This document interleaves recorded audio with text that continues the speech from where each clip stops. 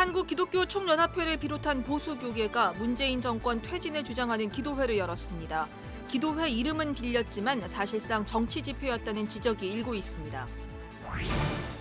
광복절을 맞아 건국 70주년 기념식을 연 보수교계도 있습니다. 이들이 건국절을 주장하는 이유는 무엇인지 짚어봤습니다. 광복절 파워 인터뷰에서는 한국교회의 신사참배와 친일 행적을 연구해온 김승태 소장을 만나봤습니다. 우리 정부가 올해부터 일본군 위안부 기리미를 국가 기념일로 지정한 가운데 광복절을 맞아 세계 연대 집회가 열렸습니다.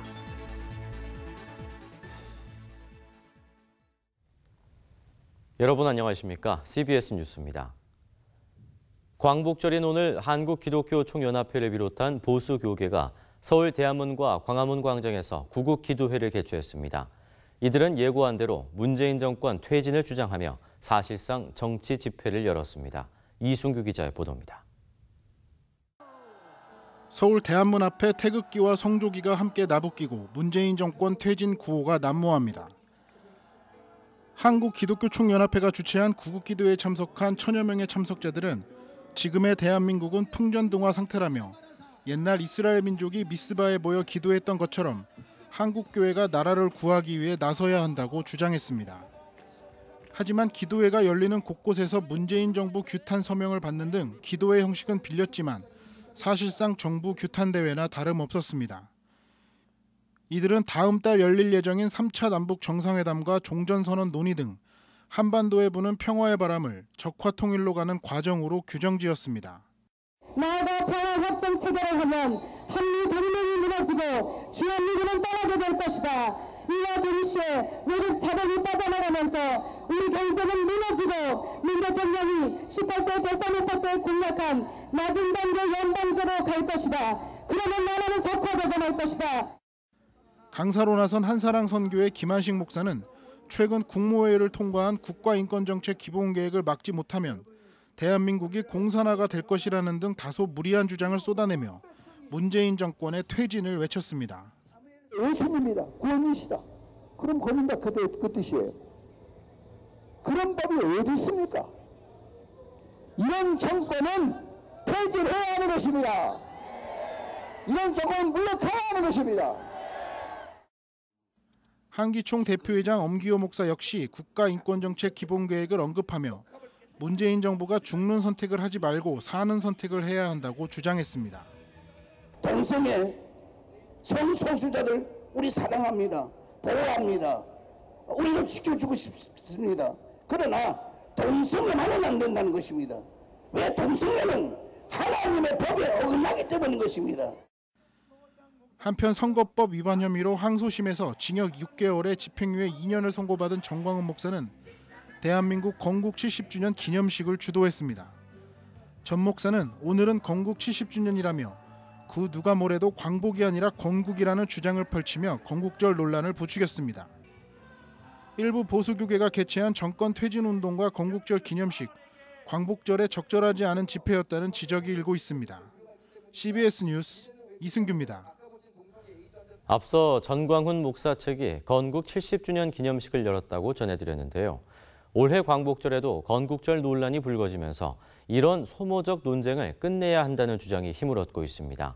보수 교계가 건국절을 주장하는 이유는 무엇인지 짚어봤습니다. 천수연 기자입니다.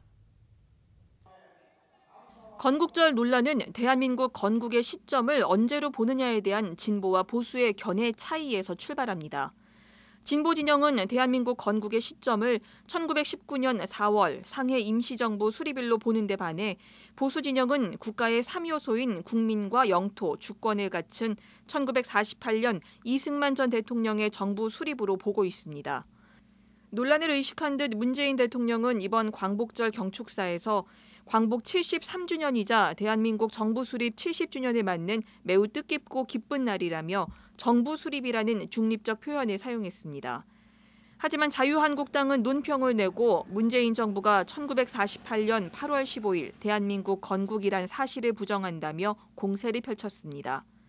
여기에 청교도 영성훈련원 등 일부 보수교계는 건국 70주년 기념식까지 개최하며 건국절 논쟁에 불을 지폈습니다.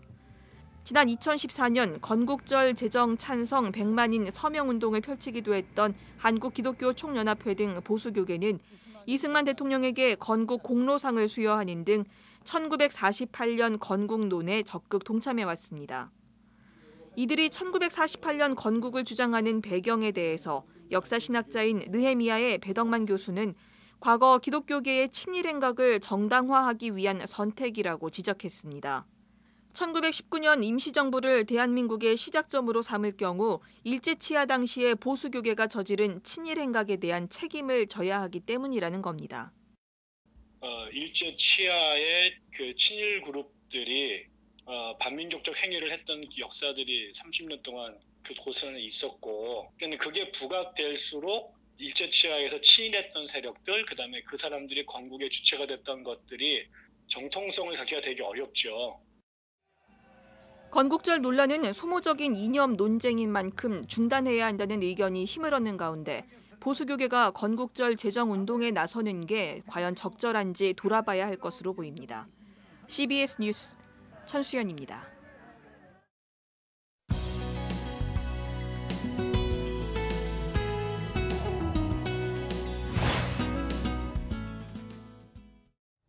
한국기독교역사연구소 김승태 소장은 한국교회가 신사참배보다도 더 큰 전쟁 협력 범죄를 저질렀으나 신사참배 회계에만 머무르고 있다고 지적했습니다.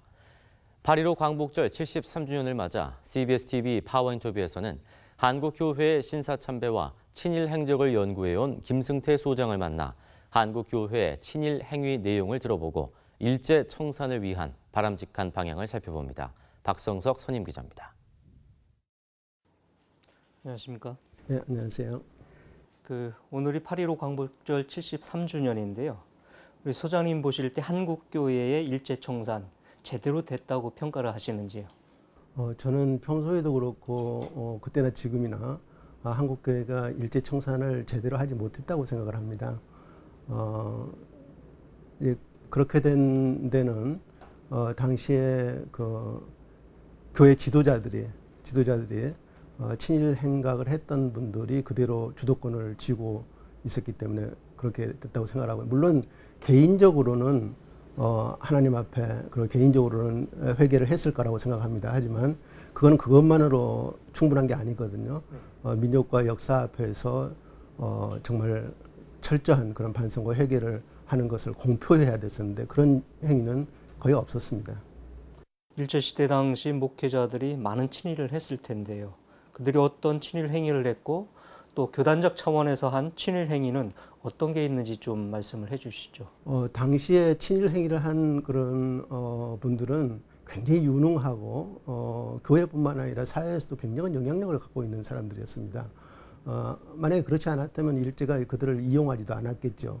이 교단적으로 보면 교단 지도자들이 중심이 돼서 뭐 친일 단체에 참여도 하기도 하고 또 이 교회에서 심지어는 교회를 두세 교회를 하나로 통폐합하고 그 남은 교회를 팔아가지고 일본의 그 침략 전쟁에 사용하는 연습용 비행기를 사서 바친다든가 또 기관총이라든지 뭐 구급용 자동차를 사서 바친다, 그런 것들이 당시 신문들에 나와 있고요.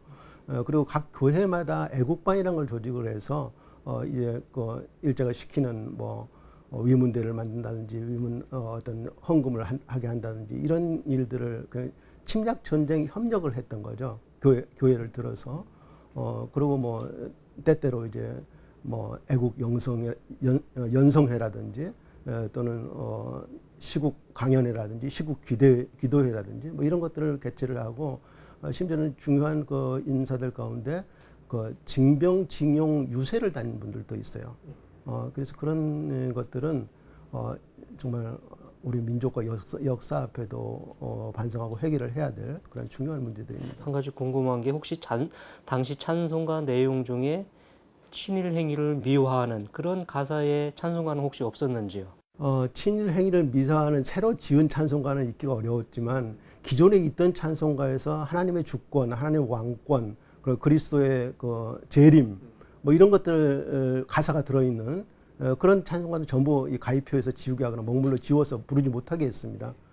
해방 이후에 그러한 친일 행위들에 대해서 한국교회가 제대로 회개하고 반성했는지, 그리고 사회적 책임이나 대가를 치렀는지 좀 궁금하거든요. 우리가 장로회 총회 같은 데서 신사참배를 그걸 결의했던 걸 취소한다든지 그런 건 했었어요. 그렇지만 개인적으로 정말 또는 교단적으로 친일 행위 자체에 대해서 그런 반성을 하고 회개를 한 경우는 없습니다. 올해 신사참배 결의한 지 80주년이 됐는데요. 교계 한 부흥사단체가 이 80주년을 맞아서 대대적인 회개운동 캠페인을 벌이고 있고, 올 10월에는 광화문에서 대형 집회를 열겠다고 그렇게 계획을 세우고 있는데, 이런 것들에 대해서 혹시 어떤 평가를 내리실 수 있는지요? 저는 이 한국교회가 신사참배 문제만 마치 잘못한 것처럼 그것만 두고서 계속해서 이용하고 그것에 대한 회개운동 이런 집회들 성명도 발표하고 이런 것들 여러 번 반복을 했습니다. 반복을 했는데 이런 거는 좀 잘못됐다고 생각합니다. 신사참배 문제보다 훨씬 더 큰 잘못들이 교회에 있어요. 특히 이제 침략 전쟁에 정말 적극적으로 교회들을 팔아가지고도 협력했던 그런 전쟁 협력 문제는, 이거는 교회 쪽으로만 잘못한 것이 아니라 우리 국민, 우리 역사에도 잘못한 거거든요.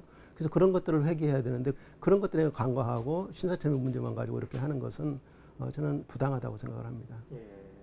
그렇다면 한국교회가 친일 청산을 위해서 어떻게 지금 시점에서 해야 될지 말씀을 해주시죠. 저는 그 전문가들이나 전문기관에 맡겨서 철저하게 그 친일 행각에 대해서 조사해서 정확한 보고서를 내고, 그걸 교회가 인정을 하고 또 그것에 대해서 적합한 그런 죄책 고백을 결의를 해서 국민들 앞에, 역사 앞에 공표를 해야 된다고 생각합니다.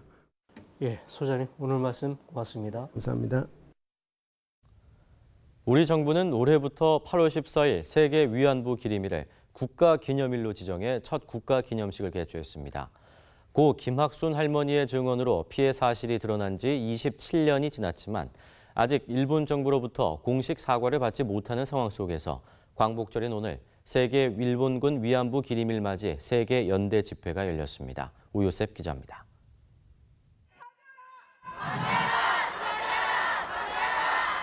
일본 정부는 일본군 성노예제 피해자들에게 법적 배상하라!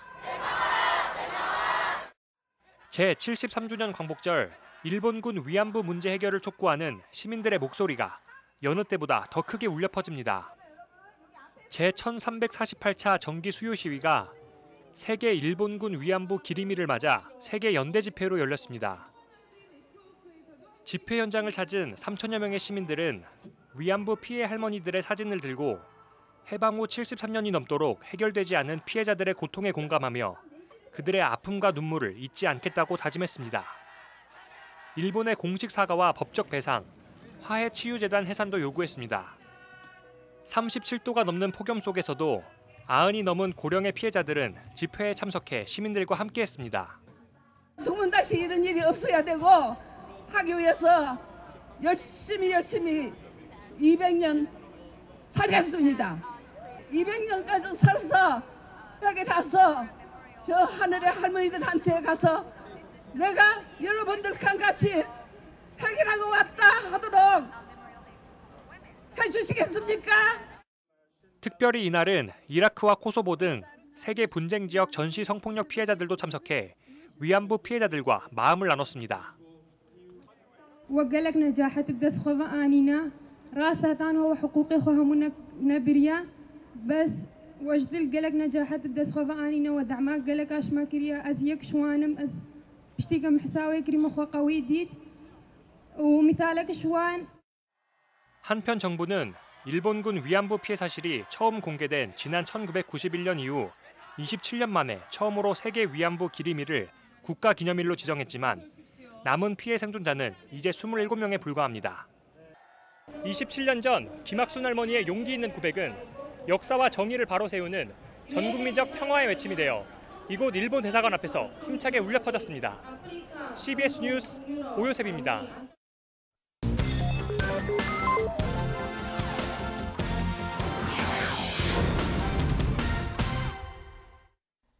이어서 지역별 기독교계 소식입니다. 찾아가는 봉사활동에 힘써온 광양고려교회 아웃리치 봉사대가 120여 명의 성도들과 함께 지역의 작은 교회 주변 이웃들을 위한 봉사활동을 펼쳤습니다. 이들은 곡성군 연반교회를 찾아가 인근 주민들 가정에 도배와 장판 작업을 하고 임의용 봉사와 마을잔치 등을 벌였습니다. 하나님의 은혜 가운데 부흥한 교회는 약한 교회를 도와서 함께 성장하고 함께 하나님의 꿈을 이루어가는 것이 마땅하기 때문에 이 사역을 하는 것입니다. 연반교회는 9년 동안 꾸준히 교회를 찾아와 봉사해온 광양고려교회에 감사를 전했습니다. 고려교회에서 많은 분들이 오셔가지고 전도하고 또 마을에 이렇게 어려운 분들 도와주고 또 복음을 제시하고 또 우리 교회에 필요한 일들을 해주시니까 이제 앞으로 복음을 전하는데 많은 밑거름이 되죠. 목사와 장로로 구성된 멘토들과 기독 청년들 멘티 28명이 참석한 제2회 의미경영 비전 여행이 열려 청년들에게 도전과 희망을 줬습니다. 제가 직업과 비전 그리고 꿈에 대해서 한참 고민하고 있을 때 의미경영 콘서트에 멘토분들을 만나게 되었고 실제적으로 제가 그런 꿈을 펼칠 수 있는 학습과 그런 트레이닝들을 받게 되었습니다.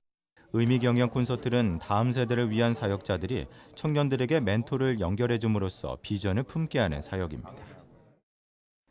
대전 CBS 공주운영 이사회가 73주년 광복절 기념 세미나를 개최했습니다.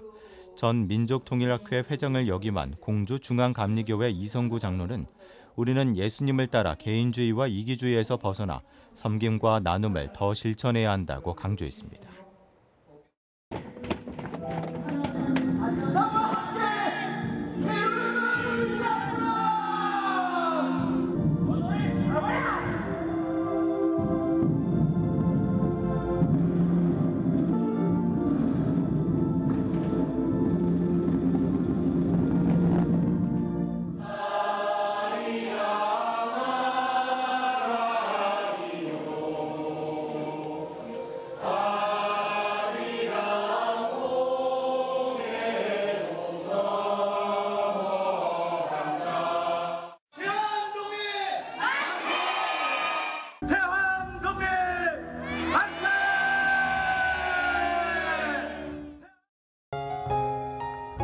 이어서 날씨입니다. 말복인 내일은 전국에 구름이 많고 곳에 따라 비가 오겠습니다.